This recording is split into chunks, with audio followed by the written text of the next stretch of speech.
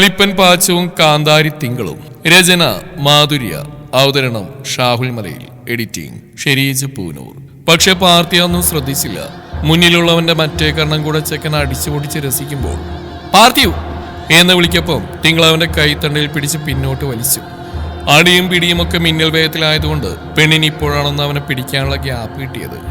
വിളി മൂന്നിനെയും ഞാനിന്ന് പച്ചക്ക് കത്തിക്കും. കല്യാണം കഴിക്കാൻ വന്നിരിക്ക ചേറ്റകള്. എന്റെ പെണ്ണിനെ തന്നെ വേണമുള്ള പട്ടി നിനക്ക്. പറച്ചിലിനൊപ്പം തിങ്കൾ പിടിച്ച പിടിപിടിക്കാതെ അല്ലെങ്കിൽ വിടിവിക്കാതെ നോക്കാതെ തന്നെ നിന്നെടുത്തുനിന്ന് കാലുയർത്തി നീമേഷിനിട്ട് ഒരു തൊഴി കൂടെ കൊടുത്ത് പാർത്തി. നേരാവൻ ചെന്ന് എഴുന്നേൽക്കാൻ ശ്രമിക്കുന്ന അറുമുഖന്റെ മേത്തേക്ക് തന്നെ പിന്നെയും ചെന്ന് വീണു. ആരടി ചെക്കൻ? ഇവനെന്താ ഭ്രാന്താണോ? പ്രമീള നടുവിന് കൈ കൊടുത്ത് പേടിയുണ്ടെങ്കിലും വന്ന ദേഷ്യം തിങ്കളോട് ചോദിച്ചു പോയി. ഭ്രാന്ത് നിന്റെ ഈ കിളവന്. ഏതിന് ഞാനിന്ന്. പറച്ചിലൊപ്പം വീണ്ടും അവർക്ക് നേരെ ചീറിക്കൊണ്ട് ചെല്ലുമ്പോൾ എനിക്കിത് എന്താ പാർത്തി? തിങ്കൾ അവന്റെ കയ്യിൽ പിടിച്ചു വലിച്ച് അവൾക്ക് നേരെ തിരിച്ചു. എന്താണെന്ന് നിനക്ക് കണ്ടുകൂടെ? നിന്നെ കൊണ്ടുപോകത്രേ അവര്. കൊടുത്തു വിടാൻ ഞാൻ. ആളോട് അത്രയും പറഞ്ഞ് പാർട്ടി മൂന്നിനെയും പിന്നെയും നോക്കി. ഞാൻ ആരാണെന്നല്ലേ തള്ളേ നിങ്ങൾക്ക് അറിയണ്ടേ? ഞാനിവിടെ കെട്ടിയോനാ. എന്തേ ഇനി നിങ്ങൾ കൊണ്ടുപോയോളെ പോന്ന് എന്നാ എനിക്കൊന്നൊന്ന് കാണണം. ചുവന്ന് വലിഞ്ഞു മുറിയ മുഖവുമായി അവർക്ക് നേരെ ചീറിക്കൊണ്ടാൻ പറയുമ്പോൾ മുന്നിലുള്ളവർ അവനെ പിടിച്ചു നിൽക്കുന്നവളും കണ്ണു മിഴിച്ചിട്ടുണ്ട്. പാർട്ടിയോ? തിങ്കളിന്റെ വിളിയിൽ അവൻ തിരിഞ്ഞു നോക്കി. എന്തൊക്കെയാ നീ വിളിച്ചു പോന്നേ? എന്ത്? ഞാൻ തന്നെയല്ലേ നിന്നെ കെട്ടു? അത് കുറച്ചു നേരം ഇവരോട് പറഞ്ഞു, അത്ര തന്നെ.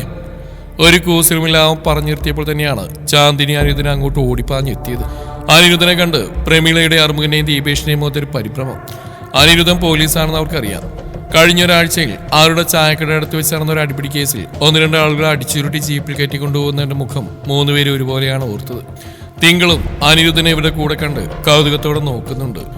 ഇത്ര നേരം ഒരുത്തൻ അവിടെ ചടഞ്ഞുകൂടിയിരുന്നതിന്റെ കാരണം ഇപ്പോൾ അവൾക്ക് പിടികിട്ടി. കൂടെ പാർട്ടിയെ പിടിച്ചു വെച്ചിരിക്കുന്ന കൈ കൂടെ തിങ്കൾ പിൻവലിച്ചു. ആ നിമിഷം ചെക്കന്റെ കണ്ണുകളൊന്ന് കൂർത്തു. വന്ന കരി തീർക്കാൻ വീണ്ടും അവൻ ദീപേഷിനെ നിരക്കി ചെല്ലാൻ നിന്നാണ്. പക്ഷെ അപ്പോഴേക്ക് അനിരുദ്ധ അതിനിടയിലേക്ക് വന്ന് കയറി. അവന് നെഞ്ചിൽ കൈവച്ച് നടന്ന അച്ഛന്റെ കയ്യിലേക്ക് നോക്കി പിന്മാറി പാർട്ടി മുഖം വെട്ടിച്ചിരിച്ചു. എന്താ ഇവിടെ പ്രശ്നം? അനിരുദ്ധിന്റെ ശബ്ദം അവിടെ ഉയരുമ്പോൾ നടുവിന് കൈ കൊടുത്ത് പേടിയുണ്ടെങ്കിലും കാര്യം പറയാൻ മുന്നോട്ട് വന്ന പ്രമീള തന്നെയാ. സാറേ, ഇതെന്റെ മോള. അവളോട് ഞാൻ ഞങ്ങളുടെ കുടുംബക്കാര്യം സംസാരിച്ചുകൊണ്ടിരിക്കുമ്പോൾ ഈ ചെക്ക ഓടി വന്നതേ ദീപുവിനെ പിടിച്ച് തല്ലി. ഞങ്ങളെയും തള്ളിയിട്ട് ഈ പരുവാക്കി.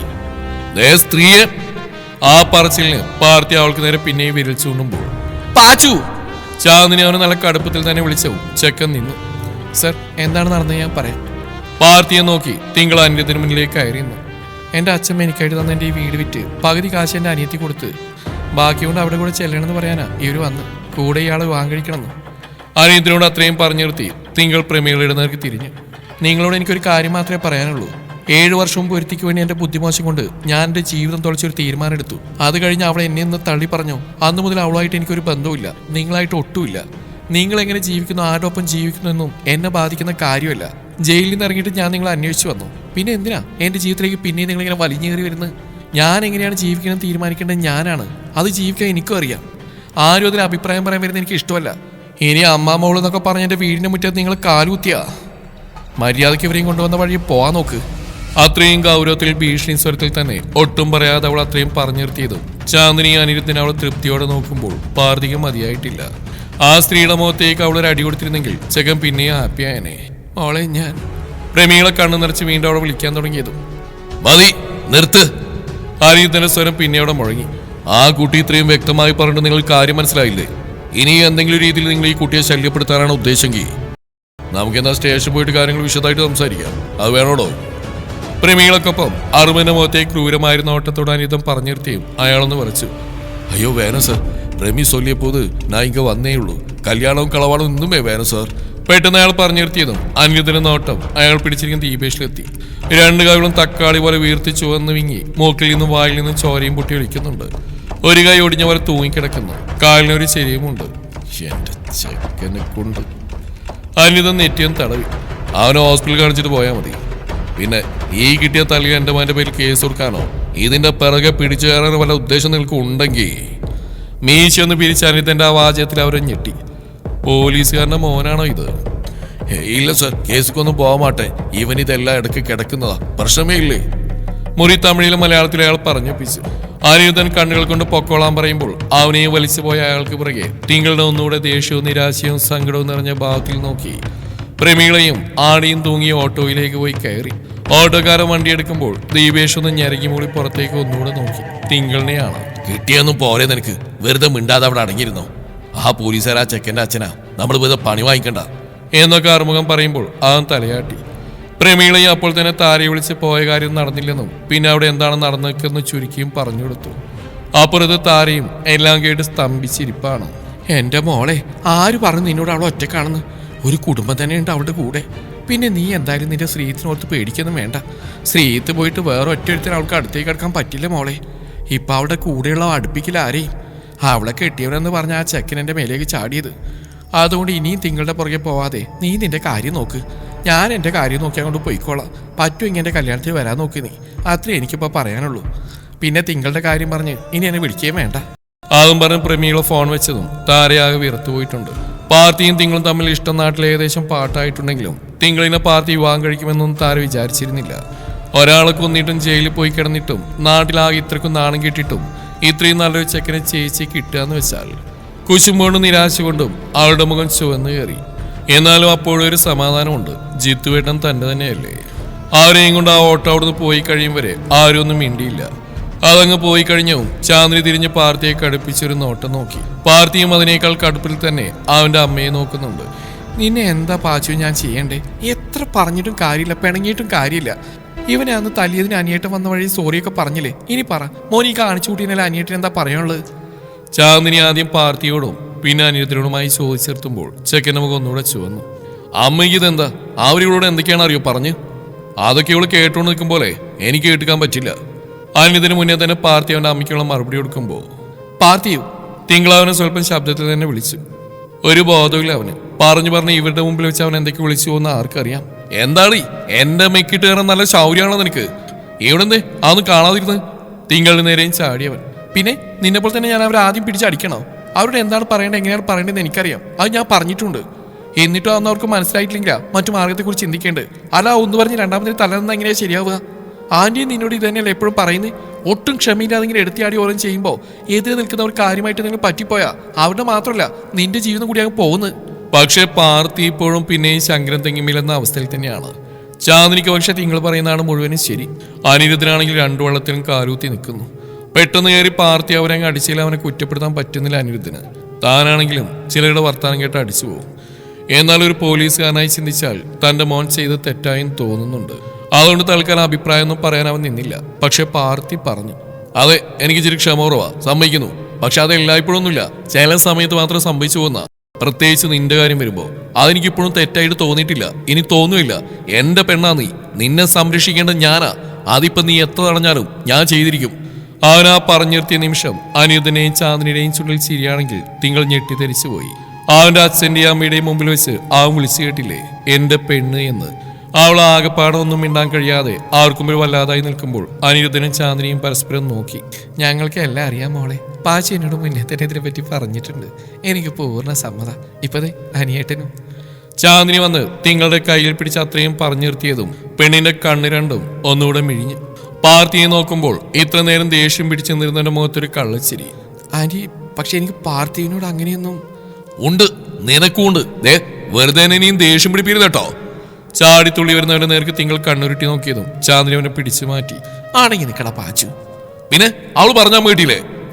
അവൻ പറഞ്ഞ് പിന്നെയും തിങ്കളുടെ നേർക്ക് തന്നെ അവൻ വരുമ്പോൾ ചന്ദവന്റെ കൈത്തണ്ടിയിൽ നല്ലൊരു നുള്ളുകൊടുത്തു.